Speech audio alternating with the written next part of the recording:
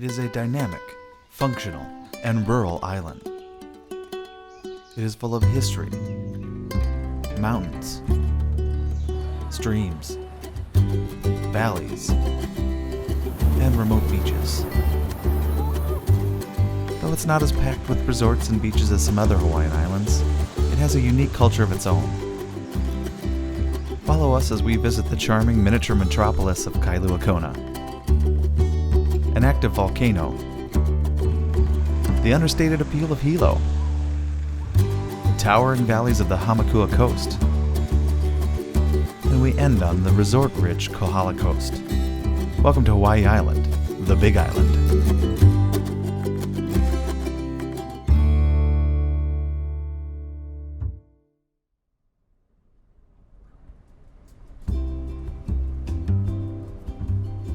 Our journey starts in Kona, or Kailua to be more specific. It is a bustling little tourist city with plenty of bars, restaurants, shops, and hotels. It is also home to the Ironman Triathlon World Championship every October. Weather in Kailua, Kona can only be described as perfect to a hardened northerner like myself. The skies are consistently clear, and the temperature hovers around 80 degrees Fahrenheit. We stopped at Kona Brewing for an excellent selection of cold beer and equally delectable food.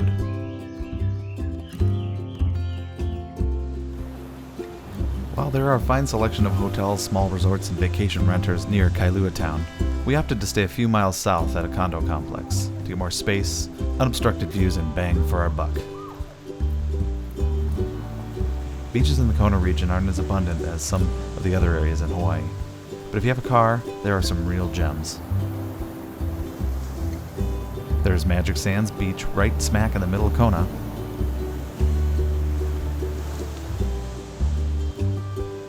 Kailua Beach, which is huge.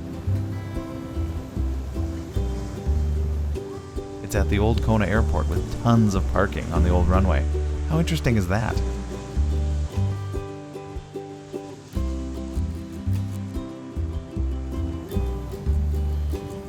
And probably my second favorite beach in all of Hawaii, with its aqua blue color, fine white sand, perfectly sized waves, and view of the mountains.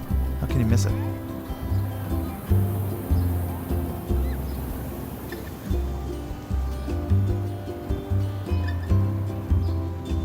Thankfully, the evenings cool off, making it perfect for sleeping.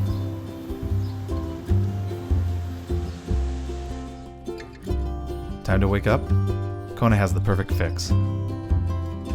Coffee in Kona is second to none, and there are a host of plantations that will open their doors and show you around. We visited Greenwell Farms to learn about how coffee has been made here for over 150 years.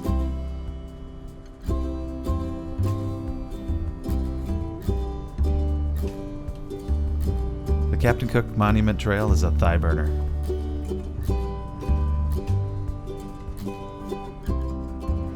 The trajectory of the Hawaiian Islands was changed when Captain James Cook opened up the islands to the west. The monument was placed near where Captain Cook was killed in 1779 after a failed attempted kidnap of a local king. It is a politically charged monument, but the sweeping cliffs, crystal clear water keep you in awe of this special place. The adjacent Keilakekua Bay is not only a historic place, but it provides some very unique kayaking.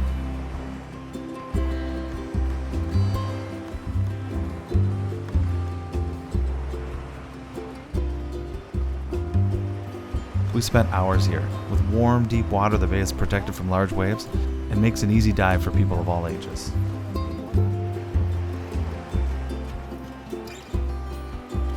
You can build up quite an appetite for all those days' activities.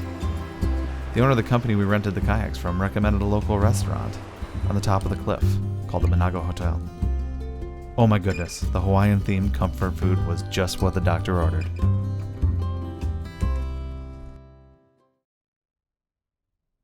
Next we headed south and east, about 80 miles, to Volcanoes National Park. The drive from Kona is impressive and literally littered with hikes, quiet beaches, and lava fields like this one.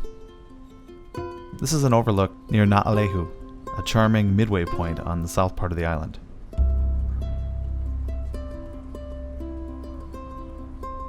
Volcanoes National Park is huge, like 3 days huge, and we unfortunately only slated 5 hours. The steam vents show how active the Kilauea volcano is. The trail is a short, smelly hike through about a dozen vents.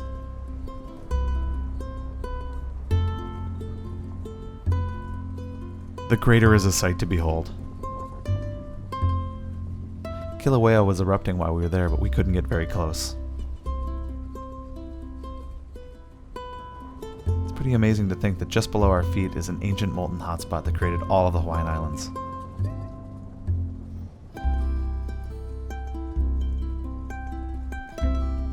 The Iki Trail is a nice way to explore the eastern crater up close.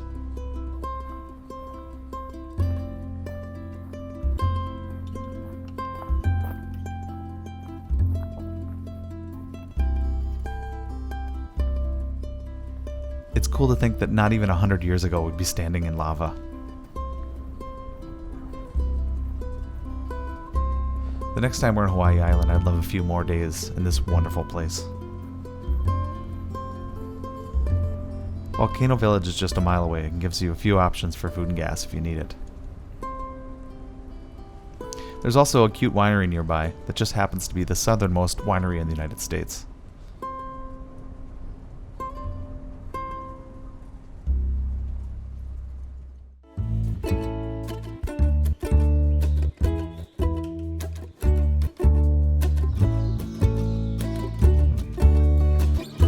Historic Hilo is like a time capsule, quaint, self-sustaining, and a sense of normal.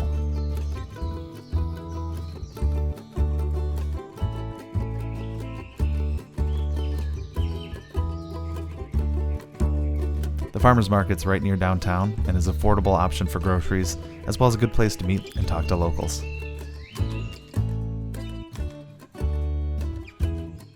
There's also a host of parks and gardens to sit back and watch the world go by.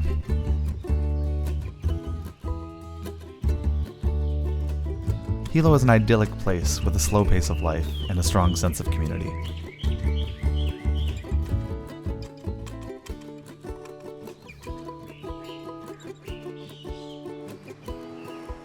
Banyan Drive is a focal point for hotels and is known for its large banyan trees, planted by the likes of Cecil B. DeMille, Amelia Earhart, Franklin D. Roosevelt, and Louis Armstrong.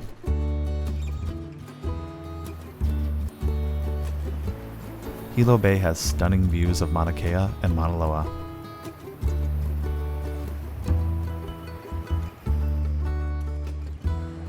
Coconut Island is a popular place to grill and chill.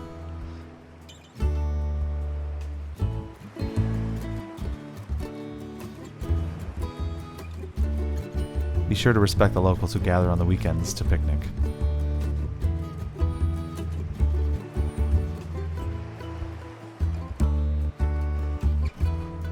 Hilo Brewing, a stone's throw from the university, is yet another fine Hawaiian brewery. Great selection, snacks available, friendly, you name it.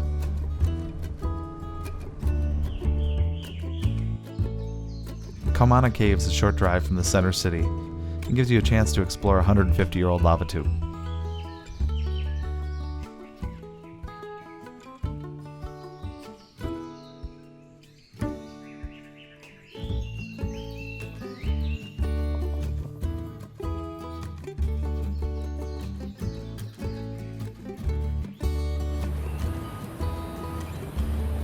Rainbow Falls is a quaint rainforest waterfall just a couple minutes from downtown Hilo.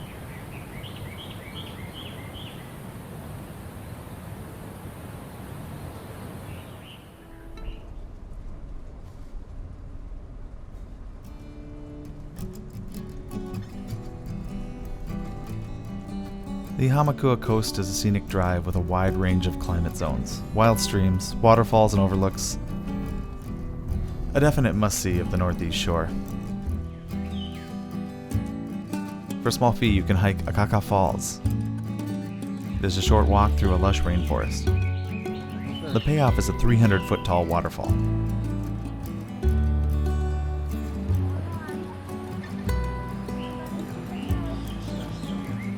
Further up the coast is the picturesque Waipio Valley, worth a stop. We were only there for a short time and went to the overlook, but oh man, what a sight. Next time we're back, I'm definitely hiking down to the bottom.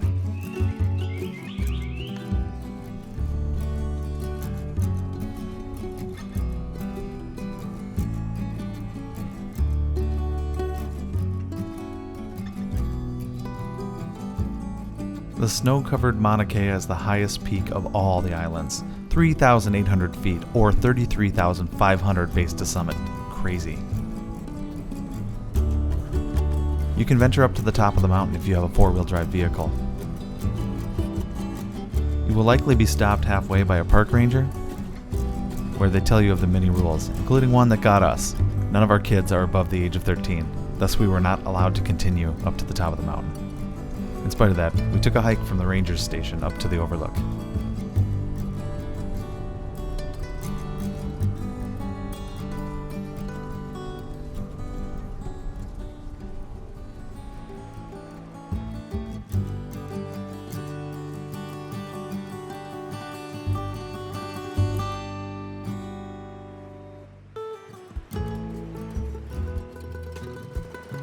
Our journey ended in the resort-rich region of Kohala. It is a barren desert of volcanic rock and perfect temperatures. We stayed at an expensive and expansive Hilton Waikoloa resort. There are 2 massive pools with waterfalls and table service.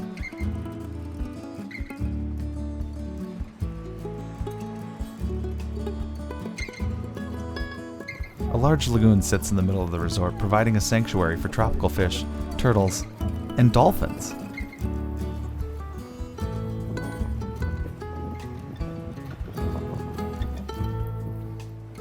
The resort is so large it is connected by a tram.